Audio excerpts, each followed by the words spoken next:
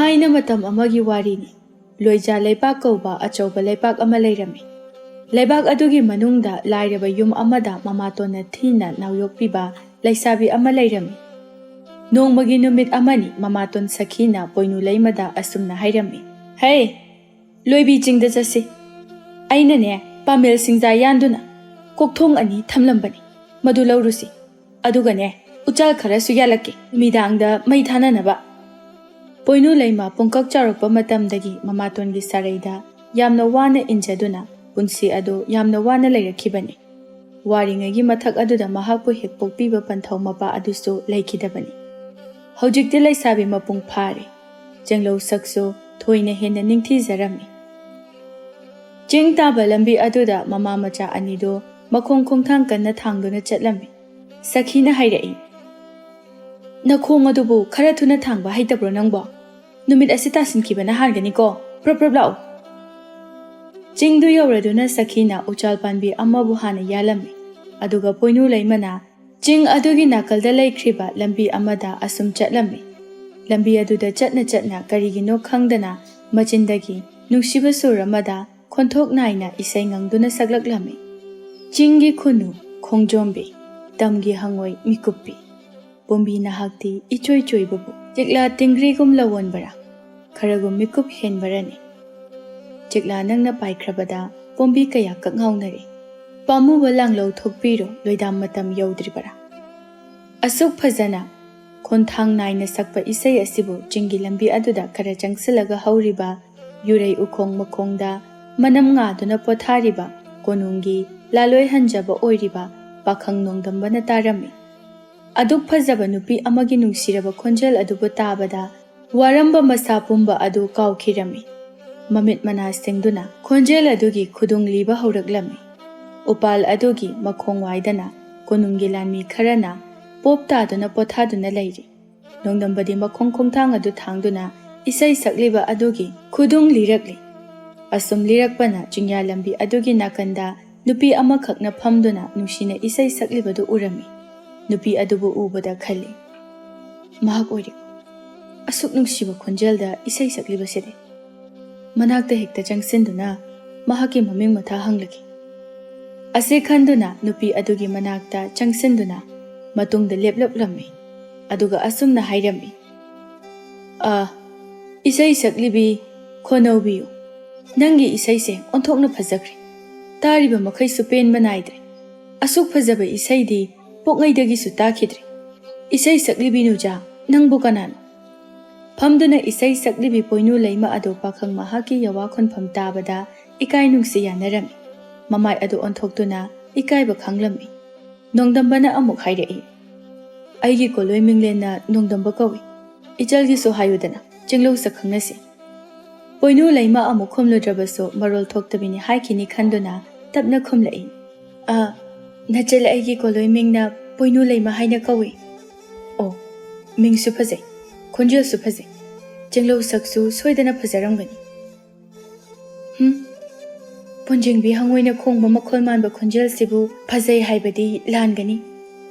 kholai su thi jinglo su thijai ado ningol nangna karigino kaina paujel puba isai saklibadi pamu baga sena khainaba nanglabrani nangba maida adumna su khanbikigano hojiki matam asida jiklagi saktam lauriba pakhang oiba singna pombi mahaki maphamda launam lang thaktuna madugi matungda amu jikla tuphang yaina paikhiba maduda pombi oibi mahakna wajabada maduda aduk saithajaduna sakjabani masimakna ningol aigi thamoigi masakpu takpani haina khanbadi yamna langani ngangthorapa wahai wata sing asina aigi pukning ase henabu sumle onthokliba maithong ado amuktang oirabasu lesinbirauba amuktang yingjahoge jinglo athiba saktamase nafamda utpa ikaije ibong saubigano aigi sak uttaroige ase hairaga fuk haugatuna makha pangna chenkhirami nongdambana nupi adupu yengduna tungi sabansu onthokna phajaida maithong adu matanga uba phangsaramlabadiko ngasida thengnaba nuja mahakpu aigi thamoi asida nungsibadi phawkhre nangbu aigi soidana oikhraganiko Numidangi matamni. Poinu Leima. Chakum aduda famduna chak thongli. Chak thongli haibatani. Mahaki wakhal adudi. Ngasai wanglin mikup amada tauduna leiri. Amuksu khanjai. Ikai thibi mapuk oirubana. Pakhang mangonda onsinduna. Mahaki chenglo sak adubu hek. Yengbangam jahaudeda. Nong matang thengnaba. Saksu khangjiba mahaki mami ama. Aigi thamoila kanung asida thabagumna taurare. Masibu karigino. Nushiba haibado. Asumna taubra. He taibang sembiba mapu. Dolabi nanai aina thengnakiba misak ado. Amuktang oirabasu soidana thengnahanbiyuko. Somdana konungdani. Nongdambana ningthau kikhombada asumna hangacharaklame. Iningthau. Loibi jing aduna makhoi bifam thokpa loipot ado. Numit nini humni asida soidana piraage haina hairai. Oh. Makhoina adumna oidaba wa ngangduna leiraklibase. Phana kuirabani. Aduga handaksu amu. Phari. Handaki asina aroiba oina makhoibu yengbirasi. Numit nini humni asigi manungda makhoina aigi ifamda loipot ado karaktrabadi. Makhoigi khul aduma tumna hatkadabani. Phagani iningthau adumak tawjagi. Machil marai yamba makhoidi chap chaba magul ama khanghanba tangai phadabani. Adubu numit marini suraba matam adu phauba jingleibak aduna makhoigi maphamda loipot karaklamde. Masida ningthau khikhombadi yamna sauba haibadu oirami. Nongdambana ningthau yathang tunginna khutlai paiba lanmi kaya amaga loinana chingi labuk aduda chatlami. Nongdambana chingi khulakpa aduda asumna hairami. Aikhoibu yamna usitrabanina. Haujikte mafam asida lairiba miyoisingbu loina tumna hatlagani. Asi hairaga lanmi sing aduda mafam aduda laiba miyoisingbu hatpa hauраklami. Maduda khulakpa aduna mathamoi adumi paiduna hairai. Angamba amukta ngaibiko. Nakhoigi loipot ado aikoi soidana makpirage. Aigi lepaki mi singbu hatpa amukta lefanbiyo. Asumna haijarabada mi hatpa ado amuk lefallami. Khulakpana khudak aduda pifam thokpa sing adu pirami. Nongdambana amuk luchingduna loipot piraklaba potlam sing adu puduna konungtamna amuk halaklami. Lambi lamsang asum lakpada makhoi sing adu loina wanarami. Nongdambana hairai. Lanmisa nakhoi pumbusu lambi lamsang lakpagi loina waramlagani. Aduna mafam asida ngaihakta pothakisi. Asi haiduna makhoi sing adu mafam aduda potharami. Makhoina pothariba mafam adu nahan nongmagi numit amada makhoina pothakiba mafam aduni. Nongdambadi potharamde makhong aduna makha pangna haithakriba lambi aduda chatlami. Aduga mamit aduna koyeng yenglami. Nahangi chenglo sak uhaudaba nuja adu amuktang thengnarabadi phaganida. Nahanmu mahakna leiramba mafam aswaidani. Ngasisu leiramlabadi phaganida.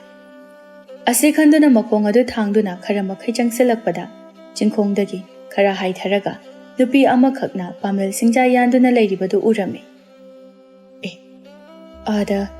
nupi anidi leirese. Makhoida hekta changsilaga hangluraki. Ikaiba yade. Ase khanduna mahak changsilaklami. Jing aduda ningoloibi Poinu Leimaga mahaki mata senugana pamel singja yale. Makhoi ani adunasu makhoigi manak aduda changlakliba mi adubu urami. Makhoi ani na haine. Senuna kanano nupa sibo. Aikhoigi maikay sidaga atamna na changai sibo. Khangdi. Senuna nupa aduda munna laksinduna yenglaga hairai. Ita nupa asidi kunungi laloi hanjabanidana. Kari leirazano. Ha, laloi hanjaba haiba. Nongdambana nupi anidugi manakta leptuna asumna hairaklami. Ichalkhoi, kari gumba amata hangjage. Senuna, kari oirabano, hekta hangbiyo. Mapam aswaida, Poinu Leima kobi nupi amakhak, leibaga ubikibra. Senuna sat khumdokhi. Itaburo. Nongdambana, mahakpo oirabra. Poinu Leimana, Mani, ay isamakni. Ay buhang bibabu kari leirabagi. Kari gyoini. Nangi khungkul liraklibani. Ay nongdambani. Nahan nongma numit amada chingya asida thengnakibado. Masi hairakpada Poinu Leimadi ngakpa ama oikre. Amuksu ikairaduna maithong adu leithoraklami. Senuna, Ibong, itaga hana khangnapiba oirabra. Nahanta mahaka thengnabani. Maduda mahakna aigi thamoise ꯍꯨꯗꯨꯅ ꯄꯨꯈ꯭ꯔꯕ ꯑꯗꯨꯗ ꯑꯩꯅ ꯑꯃꯨꯛ ꯃꯍꯥꯛꯀꯤ ꯊꯃꯣꯏ ꯍꯨꯒꯦ ꯍꯥꯏꯗꯨꯅ ꯊꯤꯔꯛꯂꯤꯕꯅꯤ ꯁꯦꯅꯨꯅ ꯅꯣꯛꯇꯨꯅ ꯑꯣ ꯏꯇꯥꯅ ꯉꯁꯤ ꯉꯔꯥꯡꯁꯦ ꯃꯥꯏꯊꯣꯡꯗ ꯃꯣꯃꯣꯟꯇ ꯅꯣꯛꯄꯒꯤ ꯃꯔꯝꯗꯤ ꯁꯤ ꯑꯣꯏꯔꯦꯀꯣ ꯏꯕꯨꯡ ꯏꯇꯥꯁꯦ ꯌꯥꯝꯅ ꯆꯝꯖꯕꯅꯤ ꯂꯥꯏꯕꯛ ꯊꯤꯔꯕ ꯏꯇꯥꯅꯤ ꯏꯇꯥꯒ ꯉꯥꯏꯍꯥꯛ ꯋꯥꯔꯤ ꯁꯥꯕꯤꯔꯝꯈꯣ ꯑꯩꯅꯦ ꯑꯁꯣꯝꯒꯤ ꯅꯥꯀꯜ ꯑꯁꯤꯗ ꯂꯨꯛꯂꯩ ꯄꯨꯂꯩ ꯃꯄꯨꯜ ꯑꯃꯇꯪꯒ ꯌꯥꯜꯂꯨꯈꯤꯒꯦ ꯑꯁꯤ ꯍꯥꯏꯔꯝꯂꯒ ꯁꯦꯅꯨ ꯑꯗꯨ ꯅꯥꯀꯜ ꯑꯃꯔꯣꯝꯗ ꯆꯠꯈꯤꯔꯝꯃꯤ ꯄꯣꯏꯅꯨ ꯂꯩꯃꯗꯤ ꯏꯀꯥꯏꯅ ꯃꯃꯥꯏ ꯑꯗꯨ ꯏꯆꯞꯃꯨꯛ ꯉꯥꯡꯂꯝꯃꯤ ꯃꯃꯥꯏꯗꯨ ꯑꯣꯟꯊꯣꯛꯇꯨꯅ ꯑꯗꯨꯃꯛ ꯂꯩꯔꯝꯃꯤ ꯅꯣꯡꯗꯝꯕꯅ ꯃꯤꯒꯤ ꯊꯃꯣꯏ ꯍꯨꯔꯥꯜꯂꯒ ꯏꯀꯥꯏꯁꯤꯟꯅꯗꯨꯅ ꯂꯩꯔꯕ꯭ꯔꯥ ꯑꯩꯗꯤ ꯀꯅꯥꯒꯤ ꯊꯃꯣꯏꯁꯨ ꯍꯨꯔꯥꯟꯈꯤꯕ ꯂꯩꯖꯗꯦ ꯅꯍꯥꯟꯒꯤ ꯅꯨꯃꯤꯠ ꯑꯗꯨꯗ ꯅꯪꯅ ꯑꯩꯒꯤ ꯊꯃꯣꯏ ꯑꯁꯦ ꯍꯨꯗꯨꯅ ꯄꯨꯈ꯭ꯔꯕꯗ ꯅꯨꯃꯤꯠ ꯈꯔꯅꯤ ꯑꯁꯤꯗ ꯑꯩꯗꯤ ꯂꯩꯐꯝ ꯑꯃꯠꯇ ꯈꯪꯗ꯭ꯔꯕꯅꯤ ꯅꯪꯒꯤ ꯋꯥꯈꯜꯗ ꯑꯉꯥꯎꯕ ꯍꯥꯏꯕꯗꯨ ꯑꯣꯏꯔꯕꯅꯤ ꯑꯩꯕꯨ ꯑꯔꯥꯟꯕ ꯇꯥꯍꯟꯕꯤꯒꯦ ꯈꯟꯕꯤꯒꯅꯨ ꯊꯃꯣꯏ ꯍꯨꯔꯥꯟꯕꯅ ꯄꯥꯈꯪ ꯅꯪꯅ ꯍꯨꯔꯥꯟꯈ꯭ꯔꯒ ꯃꯈꯣꯏ ꯑꯅꯤꯗꯨ ꯉꯥꯏꯍꯥꯛ ꯑꯋꯥꯏ ꯑꯈꯨꯝ ꯇꯧꯅꯗꯨꯅ ꯋꯥꯔꯤ ꯁꯥꯟꯅꯔꯝꯃꯤ ꯃꯁꯤꯒꯤ ꯃꯇꯨꯡꯗ ꯄꯣꯏꯅꯨ ꯂꯩꯃꯅ ꯃꯈꯥ ꯇꯥꯔꯛꯏ ꯏꯕꯨꯡꯕꯨ ꯀꯗꯥꯏꯗ ꯆꯠꯄꯤꯔꯨꯕꯅꯣ ꯆꯥꯅꯅꯃꯛꯀꯤ ꯃꯐꯝ ꯑꯁꯤꯗ ꯂꯥꯛꯂꯤꯕ꯭ꯔꯥ ꯑꯋꯥꯡꯗ ꯂꯩꯔꯤꯕ ꯆꯤꯡꯒꯤ ꯂꯩꯕꯥꯛ ꯑꯁꯤꯗ ꯂꯣꯏꯄꯣꯠ ꯂꯧꯕ ꯆꯠꯂꯨꯕꯅꯤ ꯈꯣꯡꯂꯣꯏ ꯃꯈꯣꯏꯁꯤꯡꯗꯣ ꯋꯥꯔꯗꯨꯅ ꯂꯣꯏꯅ ꯄꯣꯊꯥꯗꯨꯅ ꯂꯩꯍꯧꯔꯤ ꯑꯗꯨꯒ ꯑꯩꯅ ꯅꯪꯒꯤ ꯈꯣꯡꯒꯨꯜ ꯂꯤꯔꯛꯂꯤꯕꯅꯤ ꯑꯗꯨꯕꯨ ꯊꯦꯡꯅꯔꯕꯅꯤꯅ ꯑꯩꯒꯤ ꯑꯅꯤꯡꯕ ꯑꯄꯥꯝꯕ ꯃꯈꯩꯁꯨ ꯂꯣꯏꯅ ꯐꯣꯡꯗꯣꯛꯂꯦ ꯑꯗꯣ ꯑꯩ ꯅꯪꯕꯨ ꯊꯃꯣꯏ ꯁꯦꯡꯅ ꯅꯨꯡꯁꯤꯔꯨꯔꯦ ꯑꯩꯒꯤ ꯑꯣꯏꯔꯒꯦ ꯍꯥꯏꯅ ꯑꯩꯅ ꯈꯟꯖꯔꯨꯔꯦ ꯃꯁꯤꯗ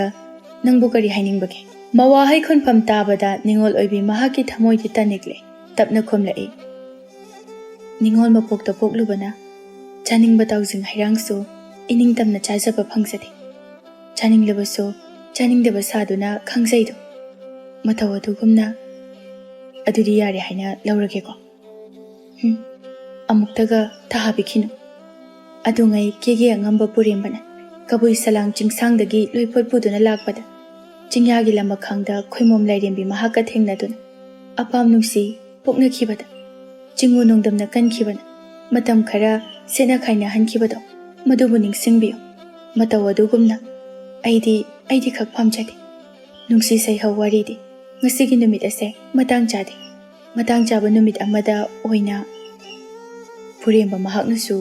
ꯈꯣꯏꯗꯥꯔꯕꯤ ꯅꯨꯖꯥ ꯃꯍꯥꯛ ꯂꯣꯏꯄꯣꯠ ꯄꯨꯗꯨꯅ ꯂꯥꯛꯄꯗ ꯊꯦꯡꯅꯔꯗꯨꯅ ꯃꯍꯥꯛꯄꯨꯁꯨ ꯄꯨꯟꯅ ꯌꯥꯎꯅ ꯃꯄꯨ ꯁꯅꯥꯅꯥꯛꯇ ꯄꯨꯔꯛꯇꯨꯅ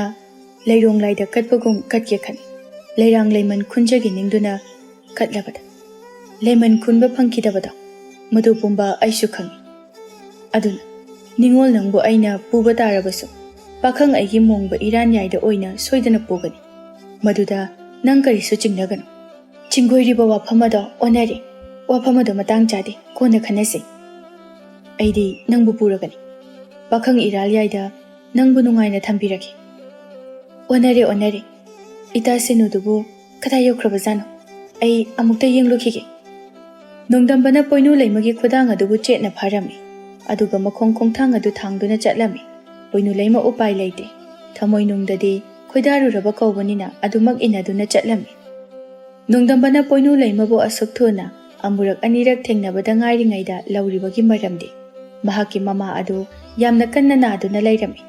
ꯑꯅꯥꯕꯤ ꯃꯃꯥ ꯑꯗꯨꯅ ꯃꯃꯧ ꯅꯨꯄꯤ ꯑꯃꯇꯪ ꯄꯨꯁꯤꯜꯂꯛꯎ ꯍꯥꯏꯅ ꯀꯟꯅ ꯍꯥꯏꯃꯟꯕꯗꯒꯤ ꯅꯣꯡꯗꯝꯕꯅ ꯃꯍꯥꯛꯀꯤ ꯄꯨꯛꯅꯤꯡꯅ ꯈꯣꯏꯗꯥꯖꯔꯤꯕ ꯄꯣꯏꯅꯨ ꯂꯩꯃꯕꯨ ꯑꯣꯏꯅ ꯃꯃꯥꯒꯤ ꯃꯃꯧ ꯑꯣꯏꯍꯜꯂꯒꯦ ꯈꯟꯕꯒꯤꯅꯤ ꯃꯇꯝ ꯈꯔꯒꯤ ꯃꯇꯨꯡꯗ ꯅꯣꯡꯗꯝꯕꯒꯤ ꯑꯅꯥꯕꯤ ꯃꯃꯥ ꯑꯗꯨ ꯁꯤꯈꯤꯔꯝꯃꯤ ꯃꯁꯤꯒꯤ ꯃꯇꯨꯡꯗ ꯆꯍꯤ ꯑꯃꯒꯤ ꯃꯇꯨꯡꯗ ꯅꯣꯡꯗꯝꯕ ꯑꯃꯗꯤ ꯄꯣꯏꯅꯨ ꯂꯩꯃ ꯑꯅꯤꯒꯤ ꯃꯄꯥꯔꯤ ꯑꯃ ꯐꯪꯖꯔꯝꯃꯤ ꯆꯍꯤ ꯑꯃꯃꯨꯛꯀꯤ ꯃꯇꯨꯡꯅꯤ ꯂꯣꯏꯖꯥ ꯂꯩꯕꯥꯛ ꯑꯁꯤꯒꯤ ꯍꯦꯛ ꯌꯨꯝꯊꯪꯅꯗꯨꯅ ꯂꯩꯔꯤꯕ ꯀꯧꯅꯨ ꯂꯩꯕꯥꯛ ꯑꯁꯤꯗ ꯃꯈꯣꯏꯒꯤ ꯅꯤꯡꯊꯧ ꯆꯥꯏꯕꯅ ꯀꯔꯤꯒꯨꯝꯕ ꯋꯥꯐꯝ ꯑꯃ ꯑꯁꯨꯝꯅ ꯍꯥꯏꯔꯝꯃꯤ ꯍꯟꯗꯛꯀꯤ ꯃꯇꯥꯡ ꯑꯁꯤꯗ ꯏꯔꯥꯠ ꯆꯕꯥꯟ ꯑꯃ ꯄꯥꯡꯊꯣꯛꯄ ꯇꯥꯔꯤ ꯏꯔꯥꯠ ꯆꯕꯥꯟ ꯑꯁꯤꯗ ꯄꯥꯝꯕ ꯀꯩ ꯑꯃꯕꯨ ꯍꯤꯡꯅ ꯐꯥꯗꯨꯅ ꯀꯩꯒꯤ ꯃꯉꯛ ꯑꯗꯨꯕꯨ ꯀꯛꯇꯨꯅ ꯃꯀꯣꯛ ꯑꯗꯨꯕు ꯂꯥꯏꯗ ꯀꯠꯄ ꯇꯥꯔꯤ ꯂꯩꯕꯥꯛ ꯑꯁꯤꯒꯤ ꯃꯅꯨꯡꯗ ꯂꯩꯕ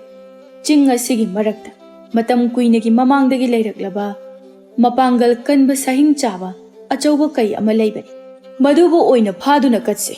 ꯑꯗꯨꯅ ꯅꯈꯣꯏ ꯃꯌꯥꯝꯅ ꯈꯨꯠꯂꯥꯏ ꯄꯥꯏꯗꯨꯅ ꯂꯥꯡ ꯊꯥꯛꯇꯨꯅ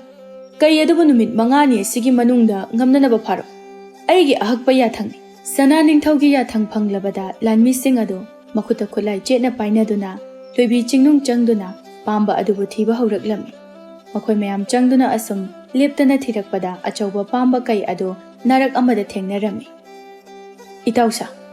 पांबा कई असिदा लैरे खुलाई सिजिनरबसु महाकी मसादगी इगी इरिक अमता तहनबा यादे अखोय मयाम चंगलगा हिंगना फासिको नखोय खरना अवांगलोमदा थचिनबा हौरो अखोय खरना सोमदगी थचिलक्लगे असुमना खावांग थत्तुना लानमिसिंग अदुना पांबा कईजाव अदुबु फाननबा होटनरम्मि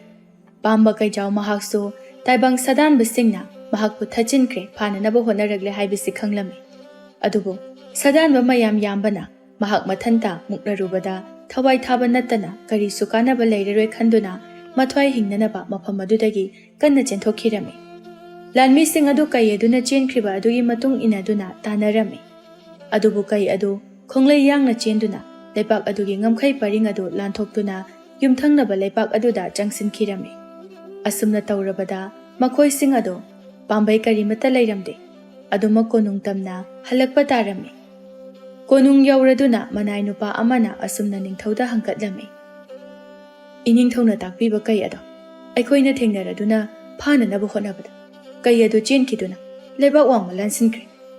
अखोयना लेबाक वांगमा असिदा लानसिनदुना सदानलुबदि यादबनिना अखोय कना अमतना लानसिलुद्रे इनिंगथौ वाफम असिबु कमदौसिगे करी हाइबा कई अदु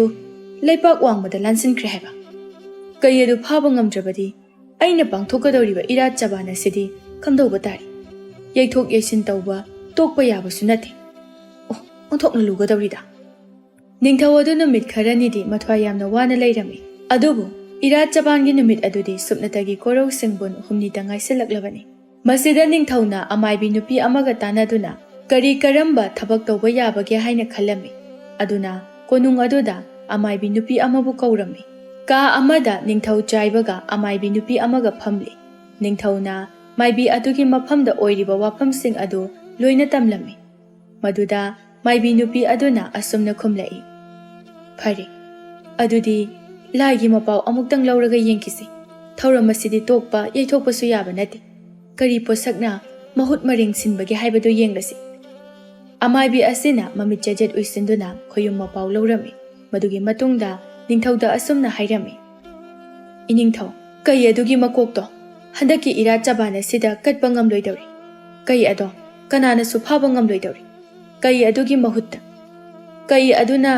साथुपलिबा लेपाक अदुदगी ताइबंग मी अमगी तांगजलुरेलबो ओइना कक्तुना इरात चबान असिदा ओइना याहोलो हाइना हाइरि वाफम असिदा निंगथौ चाइबदि वाखल अदु हेन्ना फुंबंगनबा हाइबदो ओइरम्मि अमाइबिगी वाफम अदुमक तौरगे हाइना खल्लि अदुबु करमना मियोय अमगी मकोकपु कक्कनि हाइनासु खलम्मि महागना असुम खलकपदा मिसक अमखक वखलदा फावरक्लम्मि लोइजा लेबाक अदुदा लैबा लालोय हंजबा फमथोल पाइबा नोंदंबा हाइबा मिसक अदुगी तांगजलुरेलबो ओइना कक्तुना इरात चबान असि थारगे हाइना खलम्मि महाक अदो मपांगल फै मतिक मथौना लै हाइना सोनबनि लेबाक मियाम अदुना महाकुंबा मतिक मथौना लैबा मी अमबु मांगहनख्रबदि हयेंग तुंगदा मखोयगी लेबाक अदुदा अइना लांदाबा तारबसु अइंगोंदा हेना खुदोंग चाबा हाइबदो ओइरकनि अदुना महाकी मकोकपु ओइना कक्लसि वाखलदा असुमना खल्लबदा खुदक अदुदा महाकी लानमी खरा मनाक्ता कौसिंदुना असुमना हाइरम्मि नखोय खरना लोइजादा चत्तुना लेबाक अदुदा लैबा मतिक मथौना लैबा नोंदंबगी मंगक अदुबु कक्तुना ngabong खाव मनुंगदा हाप्तुना पुरो महाकी मकोक अदुना इरात चबान असि थारगे मनाय अमना इनिंगथौ इबुंगो ननाय अइना ताजबददि मदुगी नोंदंबा हाइबा नुपा अदो मतिक मथौना यामना लैबा मसा मऊ यामना फबा मिसक अमनि हाइना ताजै लेबाक मियामनासु असुमना चिंगोइनि अदुक मतिक मथौना लैबा मिसक अमबु अखोइना फादुना मंगक कक्पा हाइबसे अराइबा थबक अमदि ओइरोइदौरि करिगुंबा ngमद्रबदि अखोइना ओइना थवाई थागदौरिबनि अखोइना थवाई थारबदि पांथोकदौरिबा इरात चबान असे तोकपा याबगी फिबमदा लैरि अदुना अतोपा अमा ओइना Ningthou अदुना महाकपु हाटके हाइना खनबनि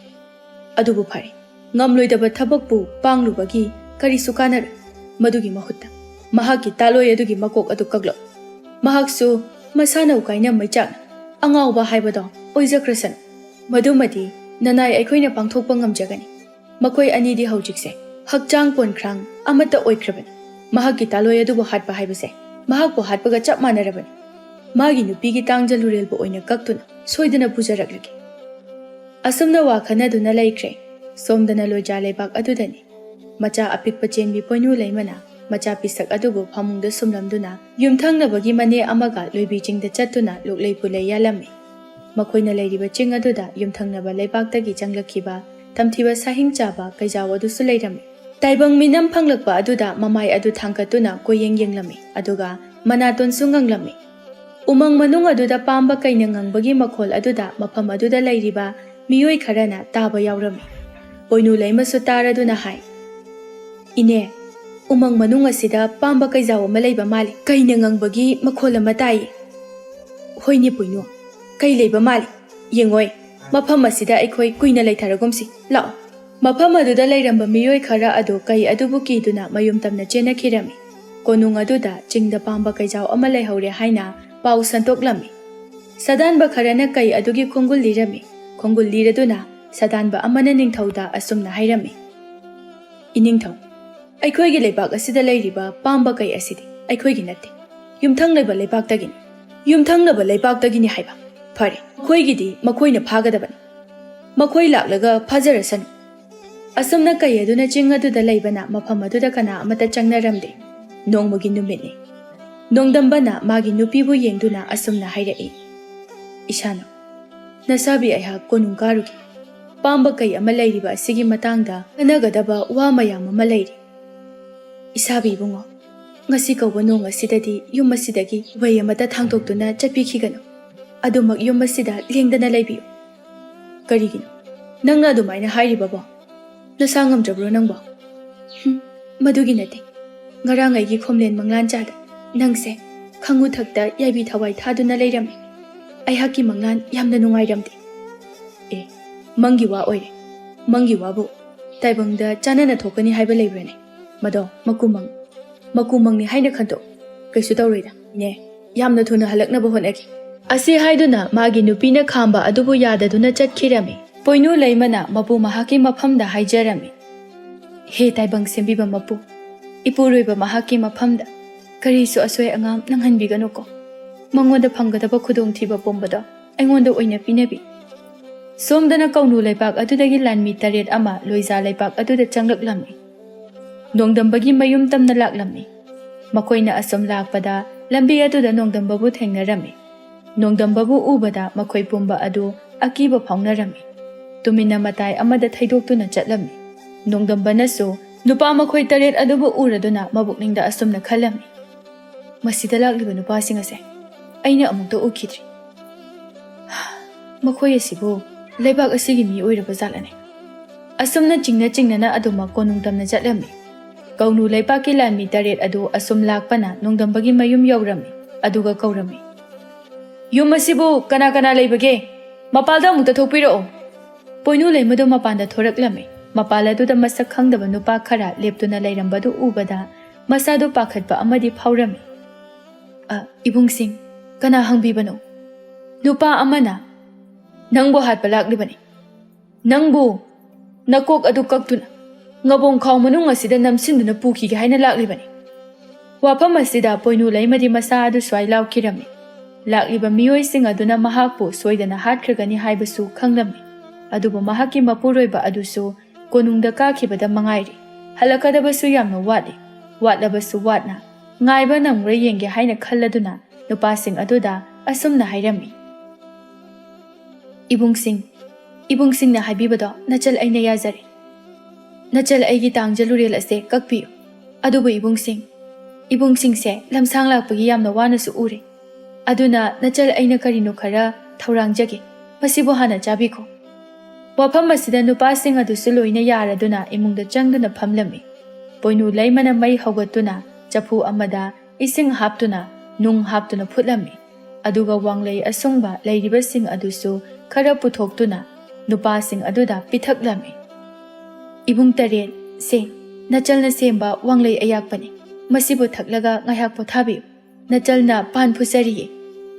nupasing aduna wanglei adubu thaklami thakla hai tawbada wanglei adusu loina loikhirami adubu makhoi sing adudi henna ngawba haibadu oiramde nupa amana hairai ꯑꯩꯈꯣꯏ ꯁꯨꯃꯥꯏꯅ ꯂꯩꯕ ꯌꯥꯗ꯭ꯔꯦ ꯅꯨꯄꯤ ꯑꯁꯤꯒꯤ ꯃꯀꯣꯛ ꯑꯁꯤꯕꯨ ꯀꯛꯂꯒ ꯊꯨꯅ ꯍꯟꯈ꯭ꯔꯁꯤ ꯅꯠꯇ꯭ꯔꯕꯗꯤ ꯃꯄꯨꯔꯣꯏꯕ ꯂꯥꯛꯄꯅ ꯍꯥꯜꯂꯒꯅꯤ ꯋꯥꯐꯝ ꯑꯁꯤꯗ ꯄꯣꯏꯅꯨ ꯂꯩꯃꯅ ꯇꯥꯔꯗꯨꯅ ꯈꯨꯝꯂꯛꯏ ꯏꯕꯨꯡꯁꯤꯡ ꯉꯥꯏꯍꯥꯛꯇ ꯉꯥꯏꯕꯤꯈꯣ ꯅꯆꯜꯅ ꯄꯥꯟ ꯐꯨꯠꯆꯔꯤꯌꯦ ꯃꯁꯤꯁꯨ ꯆꯥꯕꯤꯈꯣ ꯅꯪꯅ ꯄꯥꯟ ꯐꯨꯠꯄꯗꯣ ꯃꯨꯟꯕ ꯀꯧꯕ ꯂꯩꯇ꯭ꯔꯦ ꯅꯪꯒꯤ ꯄꯥꯟꯒ ꯑꯝꯇ ꯆꯥꯔꯣꯏ ꯑꯩꯈꯣꯏ ꯄꯣꯏꯅꯨ ꯂꯩꯃ ꯃꯄꯨꯔꯣꯏꯕꯕꯨ ꯍꯜꯂꯛꯄ ꯈꯧꯔꯥꯡꯅ ꯌꯥꯝꯅ ꯋꯥꯅ ꯉꯥꯏꯖꯕꯅꯤ ꯑꯗꯨꯕꯨ ꯑꯗꯨꯃꯛ ꯍꯜꯂꯛꯈꯤꯗ꯭ꯔꯦ ꯐꯠꯇ꯭ꯔꯕ ꯃꯈꯣꯏꯒꯤ ꯃꯈꯨꯠꯇ ꯁꯤꯕ ꯇꯥꯔꯝꯃꯤ ꯅꯨꯄꯥ ꯑꯃꯅ ꯃꯈꯨꯠꯇ ꯊꯥꯡ ꯄꯥꯏꯗꯨꯅ ꯄꯣꯏꯅꯨ ꯂꯩꯃꯒꯤ ꯃꯉꯛꯁꯝ ꯑꯗꯨꯕꯨ ꯀꯛꯂꯝꯃꯤ ꯃꯀꯣꯛ ꯑꯗꯨꯕꯨꯅ ꯉꯕꯣꯡꯈꯥꯡ ꯃꯅꯨꯡꯗ ꯍꯥꯞꯆꯜꯂꯝꯃꯤ ꯑꯗꯨꯒ ꯃꯐꯝ ꯑꯗꯨ ꯊꯥꯗꯣꯛꯇꯨꯅ ꯊꯨꯅ ꯌꯥꯡꯅꯍꯜꯂꯝꯃꯤ ꯃꯈꯣꯏꯅ ꯑꯁꯨꯝ ꯂꯥꯛꯄꯗ ꯂꯝꯕꯤ ꯑꯗꯨꯗ ꯅꯣꯡꯗꯝꯕꯒ ꯑꯃꯨꯛꯁꯨ ꯊꯦꯡꯅꯔꯝꯃꯤ ꯃꯗꯨꯗ ꯃꯈꯣꯏꯗꯤ ꯍꯦꯟꯅ ꯄꯥꯈꯠꯄ ꯍꯥꯏꯕꯗꯨ ꯑꯣꯏꯔꯝꯃꯤ ꯅꯣꯡꯗꯝꯕꯅ ꯃꯈꯣꯏꯁꯤꯡ ꯑꯗꯨꯕꯨ ꯀꯅꯥꯅꯣ ꯍꯥꯏꯕ ꯈꯪꯅꯤꯡꯂꯗꯨꯅ ꯍꯪꯂꯛꯏ ꯏꯇꯥꯎꯁꯤꯡꯕꯨ ꯀꯅꯥꯅꯣ ꯍꯥꯟꯅꯁꯨ ꯑꯃꯨꯛꯇ ꯎꯈꯤꯗ꯭ꯔꯤ ꯑꯩꯈꯣꯏꯗꯤ ꯀꯧꯅꯨ ꯂꯩꯕꯥꯛ ꯑꯁꯤꯗꯒꯤꯅꯤ ꯀꯩ ꯑꯃ ꯃꯐꯝ ꯑꯁꯣꯝꯗ ꯆꯦꯟꯁꯤꯟꯈ꯭ꯔꯦ ꯃꯍꯥꯛꯄꯨ ꯐꯥꯕ ꯂꯥꯛꯂꯝꯕꯅꯤ ꯍꯣꯏꯅꯦ ꯅꯈꯣꯏꯒꯤ ꯀꯩ ꯑꯗꯣ ꯑꯩꯈꯣꯏꯒꯤꯗ ꯂꯩꯔꯕꯅꯤ ꯑꯗꯣ ꯀꯩ ꯑꯗꯨꯕꯨ ꯐꯥꯕꯨ ꯐꯥꯔꯕ꯭ꯔꯣ ꯐꯥꯔꯒ ꯍꯥꯠꯇꯣꯛꯂꯕꯅꯤ ꯀꯩ ꯃꯀꯣꯛ ꯑꯀꯛꯄ ꯑꯗꯣ ꯄꯨꯔꯒ ꯑꯣꯏꯅ ꯍꯜꯂꯦ ꯑꯗꯨꯗꯤ ꯑꯩꯈꯣꯏ ꯑꯃꯨꯛ ꯍꯜꯂꯒꯦꯀꯣ ꯑꯁꯤ ꯍꯥꯏꯔꯒ ꯊꯨꯅ ꯆꯠꯈꯤꯔꯝꯃꯤ ꯃꯈꯣꯏꯒꯤ ꯉꯕꯣꯡꯈꯥꯎ ꯑꯗꯨꯗꯒꯤ ꯏ ꯃꯇꯠꯅ ꯂꯝꯕꯤ ꯑꯗꯨꯗ ꯇꯥꯔꯤ ꯃꯗꯨꯕꯨ ꯅꯣꯡꯗꯝꯕꯅ ꯎꯔꯝꯃꯤ ꯏ ꯑꯗꯨꯒꯤ ꯃꯇꯨꯡ ꯏꯟꯅ ꯑꯁꯨꯝ ꯆꯠꯄꯅ ꯏ ꯑꯗꯨꯒꯤ ꯈꯣꯡꯒꯨꯜꯒꯤ ꯍꯧꯔꯛꯐꯝ ꯑꯗꯨ ꯃꯍꯥꯛꯀꯤ ꯃꯌꯨꯝꯗꯒꯤ ꯑꯣꯏꯔꯝꯃꯤ ꯃꯁꯤꯗ ꯆꯤꯡꯅꯕ ꯑꯃ ꯐꯥꯎꯔꯗꯨꯅ ꯏꯃꯨꯡꯗ ꯊꯨꯅ ꯆꯪꯁꯤꯜꯂꯝꯃꯤ ꯏꯃꯨꯡ ꯑꯗꯨꯗ ꯃꯍꯥꯛꯀꯤ ꯅꯨꯄꯤꯒꯤ ꯍꯛꯆꯥꯡꯅ ꯏꯒꯤ ꯃꯔꯛꯇ ꯇꯥꯗꯨꯅ ꯂꯩꯔꯤꯕ ꯑꯗꯨ ꯎꯔꯝꯃꯤ ꯃꯗꯨꯕꯨ ꯎꯕꯗ ꯃꯤꯐꯠꯇ ꯁꯥ ꯅꯈꯣꯏꯅ ꯑꯩꯒꯤ ꯅꯨꯡꯁꯤꯕꯤ ꯇꯥꯂꯣꯏꯕꯨ ꯃꯉꯛ ꯀꯛꯇꯨꯅ ꯍꯥꯠꯄ ꯁꯥꯏ ꯂꯧꯅꯝꯕ ꯅꯈꯣꯏ ꯇꯔꯦꯠꯃꯛ ꯑꯩꯅ ꯂꯣꯏꯅ ꯍꯥꯠꯀꯅꯤ ꯁꯥꯎꯕꯅ ꯍꯦꯜꯂꯕ ꯃꯁꯥ ꯑꯗꯨꯅ ꯃꯈꯨꯠꯇ ꯊꯥꯡꯁꯥꯡ ꯑꯃ ꯄꯥꯏꯗꯨꯅ ꯅꯨꯄꯥꯁꯤꯡ ꯑꯗꯨꯕꯨ ꯆꯦꯟꯗꯨꯅ ꯇꯥꯟꯅꯔꯝꯃꯤ ꯂꯥꯟꯃꯤ ꯇꯔꯦꯠ ꯑꯗꯨꯁꯨ ꯅꯣꯡꯗꯝꯕꯅ ꯁꯣꯏꯗꯅ ꯇꯥꯟꯅꯔꯛꯀꯅꯤ ꯍꯥꯏꯕꯁꯤ ꯈꯪꯂꯝꯃꯤ ꯑꯗꯨꯅ ꯊꯨꯅ ꯌꯥꯡꯅ ꯆꯠꯂꯝꯃꯤ ꯑꯗꯨꯕꯨ ꯃꯈꯣꯏꯅ ꯃꯈꯣꯡ ꯀꯟꯅ ꯊꯥꯡꯂꯕꯁꯨ ꯃꯉꯝ ꯏꯁꯥꯟ ꯁꯥꯟꯗꯕꯒꯨꯝ ꯇꯧꯔꯔꯤ ꯇꯟꯖꯥ ꯑꯁꯤꯗ ꯇꯨꯡꯗꯒꯤ ꯅꯨꯄꯥ ꯑꯃꯅ ꯂꯥꯎꯗꯨꯅ ꯆꯦꯜꯂꯛꯂꯤꯕ ꯑꯗꯨ ꯃꯈꯣꯏꯅ ꯎꯔꯝꯃꯤ ꯃꯤꯁꯛ ꯑꯗꯨ ꯅꯣꯡꯗꯝꯕꯅꯤ ꯍꯥꯏꯕ ꯃꯈꯣꯏꯅ ꯈꯪꯂꯦ ꯃꯈꯣꯏꯗꯤ ꯄꯥꯈꯠꯄꯅ ꯂꯣꯏꯈ꯭ꯔꯦ ꯈꯣꯏꯁꯥꯎꯅꯔꯕ ꯅꯣꯡꯗꯝꯕꯅ ꯃꯈꯨꯠꯇ ꯊꯥꯡ ꯄꯥꯏꯗꯨꯅ ꯊꯨꯅ ꯌꯥꯡꯅ ꯆꯦꯟꯁꯤꯜꯂꯛꯇꯨꯅ ꯃꯈꯣꯏꯁꯤꯡ ꯑꯗꯨꯕꯨ ꯍꯥꯠꯄ ꯍꯧꯔꯝꯃꯤ ꯃꯈꯣꯏ 6 ꯍꯥꯠꯂꯝꯃꯤ ꯑꯗꯨꯕꯨ ꯑꯔꯣꯏꯕ ꯅꯨꯄꯥ ꯑꯗꯨꯗ ꯑꯁꯨꯝꯅ ꯍꯪꯂꯝꯃꯤ ꯑꯩꯒꯤ ꯇꯥꯂꯣꯏ ꯂꯩꯃꯒꯤ ꯃꯀꯣꯛꯄꯨ ꯀꯛꯇꯨꯅ ꯄꯨꯕꯒꯤ ꯃꯔꯝ ꯀꯔꯤꯒꯤꯅꯣ ꯑꯩ ꯑꯁꯦꯡꯕ ꯍꯥꯏꯖꯒꯦ ꯑꯩꯒꯤ ꯊꯋꯥꯏꯇꯗꯤ ꯀꯟꯕꯤꯌꯨ ꯏꯅꯤꯡꯊꯧ ꯆꯥꯏꯕꯒꯤ ꯌꯥꯊꯪ ꯇꯨꯡꯏꯟꯅ ꯑꯉꯝꯕꯒꯤ ꯅꯨꯄꯤꯒꯤ ꯃꯀꯣꯛꯄꯨ ꯀꯛꯇꯨꯅ ꯍꯥꯠꯄꯅꯤ ꯀꯔꯤ ꯃꯔꯝꯒꯤ ꯍꯥꯠꯂꯤꯕꯅꯣ ꯏꯔꯥꯠ ꯆꯕꯥꯟ ꯑꯃ ꯄꯥꯡꯊꯣꯛꯀꯗꯧꯔꯤ ꯃꯗꯨꯗ ꯄꯥꯝꯕ ꯀꯩ ꯑꯃꯒꯤ ꯃꯀꯣꯛ ꯆꯪꯏ ꯄꯥꯝꯕ ꯀꯩ ꯑꯗꯨꯗꯤ ꯂꯩꯕꯥꯛ ꯑꯁꯤꯗ ꯆꯪꯗꯨꯅ ꯂꯩꯈ꯭ꯔꯦ ꯐꯥꯕꯁꯨ ꯉꯝꯗ꯭ꯔꯦ ꯃꯗꯨꯗ ꯏꯅꯤꯡꯊꯧꯅ ꯑꯉꯝꯕꯒꯤ ꯃꯀꯣꯛꯄꯨ ꯑꯣꯏꯅ ꯀꯛꯎ ꯍꯥꯏꯅ ꯇꯥꯛꯄꯤꯈꯤ ꯃꯗꯨꯗ ꯑꯩꯈꯣꯏꯅ ꯉꯝꯂꯣꯏ ꯍꯥꯏꯈꯤ ꯉꯝꯂꯣꯏ ꯍꯥꯏꯔꯕꯗ ꯏꯅꯤꯡꯊꯧꯅ ꯃꯗꯨꯒꯤ ꯃꯍꯨꯠ ꯑꯉꯝꯕꯒꯤ ꯇꯥꯂꯣꯏꯒꯤ ꯃꯀꯣꯛꯄꯨ ꯀꯛꯎ ꯍꯥꯏꯗꯨꯅ ꯍꯥꯏꯕꯤꯈꯤ ꯋꯥꯐꯝ ꯑꯁꯤꯒ ꯇꯨꯡꯑꯣꯏꯅ ꯅꯣꯡꯗꯝꯕꯅ ꯅꯨꯄꯥ ꯑꯗꯨꯃꯁꯨ ꯊꯥꯡꯅ ꯌꯥꯟꯗꯨꯅ ꯍꯥꯠꯂꯝꯃꯤ ꯂꯩꯃꯥꯏ ꯊꯛꯇ ꯇꯥꯗꯨꯅ ꯂꯩꯔꯤꯕ ꯉꯕꯣꯡꯈꯥꯎ ꯑꯗꯨꯕꯨ ꯍꯥꯡꯇꯣꯛꯏ ꯃꯗꯨꯒꯤ ꯃꯅꯨꯡꯗ ꯃꯍꯥꯛꯀꯤ ꯅꯨꯄꯤꯒꯤ ꯃꯀꯣꯛ ꯑꯗꯨ ꯌꯥꯎꯔꯝꯕ ꯑꯗꯨ ꯎꯕꯗ ꯃꯍꯥꯛꯀꯤ ꯊꯃꯣꯏ ꯑꯗꯨ ꯃꯆꯦꯠ ꯇꯥꯅ ꯀꯥꯏꯔꯝꯃꯤ ꯃꯍꯥꯛꯀꯤ ꯅꯨꯄꯤꯒꯤ ꯃꯀꯣꯛ ꯑꯗꯨꯕꯨ ꯃꯐꯝ ꯑꯗꯨꯗ ꯂꯩꯔꯣꯜ ꯆꯟꯗꯨꯅ ꯐꯨꯝꯗꯨꯅ ꯊꯝꯕꯤꯔꯝꯃꯤ ꯃꯐꯝ ꯑꯗꯨ ꯑꯗꯨꯉꯩ ꯃꯈꯣꯏ ꯑꯅꯤꯅ ꯏꯍꯥꯟ ꯍꯥꯟꯅ ꯊꯦꯡꯅꯈꯤꯕ ꯃꯐꯝ ꯑꯗꯨꯅꯤ ꯅꯣꯡꯗꯝꯕꯅ ꯑꯁꯨꯝꯅ ꯁꯤꯡꯅꯗꯨꯅ ꯃꯆꯤꯟꯗ ꯁꯣꯜꯂꯤ ꯅꯤꯡꯊꯧ ꯆꯥꯏꯕ ꯅꯪꯒꯤ ꯅꯀꯣꯛꯄꯨ ꯑꯣꯏꯅ ꯀꯛꯂꯒ ꯌꯥꯏꯐꯧ ꯐꯧꯒꯦ ꯈꯪꯒꯅꯤꯗꯣ ꯃꯊꯪꯒꯤ ꯅꯨꯃꯤꯠ ꯑꯗꯨꯗ ꯃꯍꯥꯛꯅ ꯂꯨꯆꯤꯡꯗꯨꯅ ꯀꯧꯅꯨ ꯂꯩꯕꯥꯛ ꯑꯗꯨꯗ ꯑꯀꯟꯕ ꯃꯑꯣꯡꯗ ꯂꯥꯟꯗꯥꯔꯝꯃꯤ ꯂꯥꯟ ꯑꯗꯨꯗ ꯅꯣꯡꯗꯝꯕꯅ ꯅꯤꯡꯊꯧ ꯆꯥꯏꯕꯕꯨ ꯍꯥꯠꯂꯝꯃꯤ ꯅꯤꯡꯊꯧ ꯆꯥꯏꯕꯒꯤ ꯃꯀꯣꯛꯄꯨ ꯀꯛꯇꯨꯅ ꯌꯥꯏꯐꯧ ꯐꯧꯔꯝꯃꯤ ꯃꯇꯝ ꯈꯔꯒꯤ ꯃꯇꯨꯡꯅꯤ ꯅꯣꯡꯅ ꯅꯨꯃꯤꯠ ꯈꯔꯅꯤ ꯂꯦꯞꯇꯅ ꯆꯨꯈ꯭ꯔꯕ ꯃꯇꯨꯡꯅꯤ ꯃꯇꯝ ꯑꯁꯤꯗ ꯅꯣꯡꯗꯝꯕꯅ ꯃꯥꯒꯤ ꯅꯨꯄꯤꯕꯨ ꯍꯦꯟꯅ ꯅꯤꯡꯁꯤꯡꯂꯛꯇꯨꯅ ꯃꯆꯥ ꯄꯥꯔꯤ ꯑꯗꯨꯕꯨ ꯄꯨꯗꯨꯅ ꯂꯩꯈꯤꯗ꯭ꯔꯕ ꯃꯍꯥꯛꯀꯤ ꯇꯥꯂꯣꯏ ꯑꯗꯨꯒꯤ ꯃꯣꯡꯐꯝ ꯇꯝꯅ ꯂꯥꯛꯂꯝꯃꯤ ꯃꯍꯥꯛꯀꯤ ꯅꯨꯄꯤꯒꯤ ꯃꯀꯣꯛꯅ ꯐꯨꯝꯈꯤꯕ ꯃꯐꯝ ꯑꯗꯨꯗ ꯂꯩ ꯄꯥꯝꯕꯤ ꯑꯃꯒꯤ ꯃꯌꯣꯜ ꯆꯣꯡꯗꯨꯅꯁꯨ ꯂꯩꯔꯝꯃꯤ ꯃꯗꯨꯕꯨ ꯎꯔꯒ ꯃꯍꯥꯛꯀꯤ ꯅꯨꯄꯤꯒꯤ ꯊꯋꯥꯏꯅ ꯂꯥꯡꯑꯣꯜꯂꯛꯄ ꯂꯩꯅꯤ ꯍꯥꯏꯅ ꯈꯟꯗꯨꯅ ꯃꯐꯝ ꯑꯗꯨꯕꯨ ꯉꯥꯛ ꯁꯦꯟꯗꯨꯅ ꯂꯩꯈꯤꯔꯝꯃꯤ